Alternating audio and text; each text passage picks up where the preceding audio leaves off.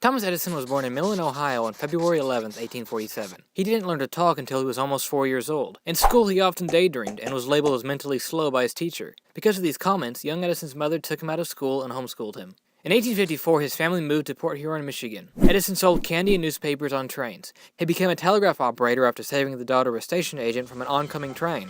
He moved to Louisville, Kentucky in 1866 and became an employee of Western Union. Starting in 1872, Edison worked on the quadruplex telegraph system. It allowed telegraphs to send and receive 4 signals at the same time on the same wire. Edison's system wasn't a new invention, but an improvement on the duplex system created by Moses G. Farmer and Joseph Stearns. Edison's first invention was a phonograph in 1877. Many people today incorrectly associate the phonograph with a record player. Edison's device recorded sound on the cylinders and was geared as a recorder for the voice, not for recording and playing back music. It was the gramophone that recorded to discs, and became the record player that we know today. Edison did not invent the first electric light bulb. He invented the first commercially practical incandescent light. Edison bought the patent on what was probably the first invented light bulb. Later, he came across Joseph Wilson Swan, who had developed and patented a working light bulb.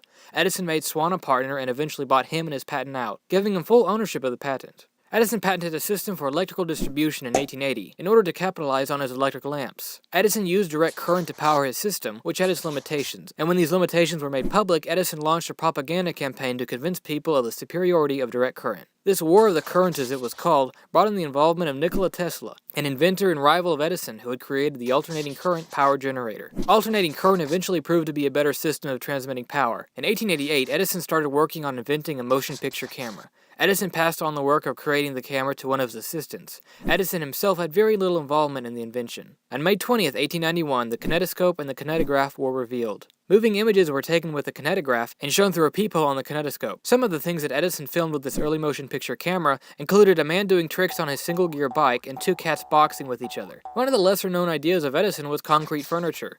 It came from a failed attempt at making concrete houses. Edison used what was supposedly a lightweight foam concrete to manufacture various home furnishings. Edison shipped out some of his furnishings to put them on display, but they arrived broken up. This caused Edison to close down his line of concrete creations for good. Many today consider Edison to have been an atheist, but this is not true. Edison had spiritual and religious beliefs that were a mix between pantheism and deism. Thomas Edison never really invented major breakthroughs. He took credit for the inventions of others, and most of his patents were modifications on already existing ideas. Edison was, however, a very good businessman, and used his business skills to improve on current ideas instead of inventing new ones. Edison died of complications of diabetes on October 18, 1931. While there are lesser-known inventors who have done greater things than Edison and are more deserving of the praises and rewards given to him, there is no doubt that he certainly had an impact on the world. So ends the history of Thomas Edison.